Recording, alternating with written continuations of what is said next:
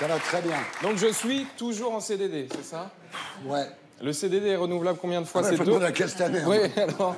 Question Jean-Jacques Bourdin, combien de fois, monsieur Castaner? 2 fois, j'ai révisé depuis. Et voilà, il connaît ses réponses. Très bien. Bon, bah super. Bon. Les vacances furent bonnes, tout va bien? Tout va très bien. C'est quoi ce petit gilet de notaire? Je l'ai récupéré dans la loge de Stéphane Guillon, c'est tout ce qu'il a laissé. Voilà. À la fin de l'émission, on reçoit Juan Pablo Escobar, fils de Pablo Escobar, comme par hasard. C'est la rentrée, on achète les fournitures pour l'année. Notre première invitée, elle est partie de France 2 il y a quelques années pour finalement y revenir aujourd'hui. C'est pas les enfants de la télé, mais Faustine Bollard.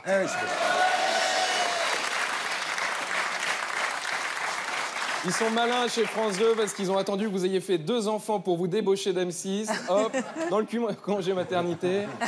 Non, j'aime beaucoup Faustine. Juste l'année dernière, quand elle est venue, voilà, c'est Robert Ménard qui est venu, enfin 5 minutes. Et t'étais assise à côté de lui. Et voilà, donc si Christophe Castaner part aujourd'hui, on sait que ça sera de ta faute.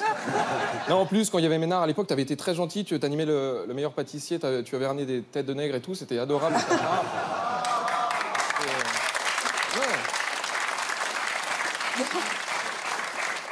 Faustine, qui maintenant fait partie de France 2, qui anime une émission d'accueil qui s'appelle Ça commence aujourd'hui, que vous définissez comme une émission tournée vers l'avenir, voilà. Et du coup, les émissions tournées vers le passé, c'est quoi? C'est Vivement Dimanche ou Le Jour du Seigneur? Non, Ça commence aujourd'hui, c'est un peu la continuité de toute une histoire. Vous savez, vous avez fait un peu comme les Républicains avec l'UMP, vous avez juste changé le nom, mais c'est... Non, j'ai regardé, c'est beaucoup plus sympa. Il n'y a plus la dépressive, là, Sophie Davant. C'est vachement bien, franchement, c'est... Je croyais que tu parlais de Frédéric Lopez.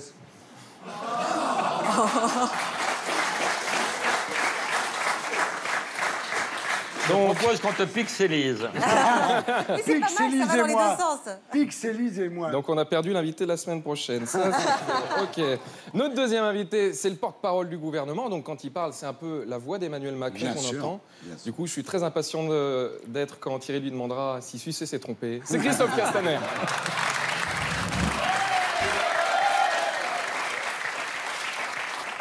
Vous faites partie du mouvement En Marche. Et vous êtes un très grand marcheur, on l'a vu l'année dernière. Voilà. Non mais c'est vrai, c'était l'année dernière quand vous aviez fait 270 km en 12 jours, qui n'est pas le record. Le record, c'est François Bayrou, qui en mai-juin a fait mairie de Pau, ministère de la Justice, Pau, 1600 km en 32 jours.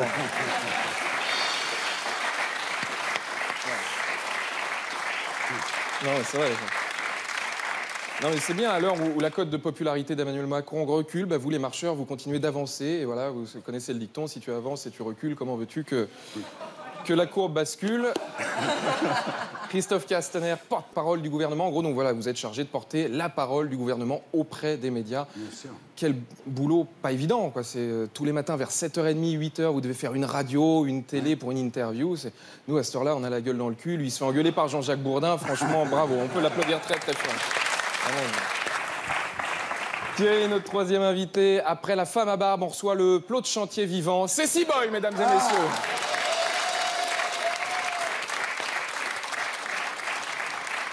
C-Boy qui est un rappeur, voilà, donc il porte toujours la cagoule. Quand est-ce que vous la retirez pour les braquages, du coup? Ou non, pour aller dormir. Pour dormir, non, c'est pratique. Par contre, quand tu bronzes, quand tu la retires, t'es un panda, après c'est relou. Vraiment, ça c'est... Non, C-Boy qui fait partie de ces artistes dont on ne connaît pas le visage, voilà, comme voilà, Daft Punk, Cascadeur, Fauve, Sia, voilà, c'est beau à une époque où tout le monde cherche son petit quart d'heure de gloire, voilà. Bon, par contre, va choper un prêt à ta banque avec cette gueule-là, t'attends longtemps devant le Crédit Agricole, on va pas se mentir. En général, quand t'as cette cagoule, tu demandes pas un prêt. Non. Et puis pour terminer, ça fait 30 ans que les Français mangent avec lui tous les midis. C'est pas William Saurin, c'est Jean-Pierre Pernaut. Et Jean-Pierre, c'est l'un des derniers à faire des audiences dignes de l'ORTF ou de la Corée du Nord. 40% de part d'audience. C'est fou. En plus, il y a toujours des mauvaises langues pour se moquer des JT de Jean-Pierre. Mais honnêtement, qui sait mettre mieux en valeur les villages de France que Jean-Pierre? Personne. Jean-Pierre voilà, Pernaut. C'est un peu le créateur d'Airbnb. Tu vois. Il va partout en France où il veut. Et il dort, il a près du poêle à bois, c'est extraordinaire. En région, c'est Michael Jackson. Hein, Mais non, mais c'est vrai. Il y a des hordes d'adolescents de 92 ans qui lui jettent des damas. Au salon de l'agriculture, c'est Jésus qui revient en Terre Sainte. Non, mais c'est vrai. Non, mais c'est le tout-terrain de l'information régionale. Et quand il part avec sa bite et son couteau, au moins, on sait que c'est un laguiole. Ça, c'est le gros avantage. Thierry, bonne émission. Merci. C'était Tom William en CDD. On retrouve demain dans Les Terriens du dimanche et sur c8.fr. Merci.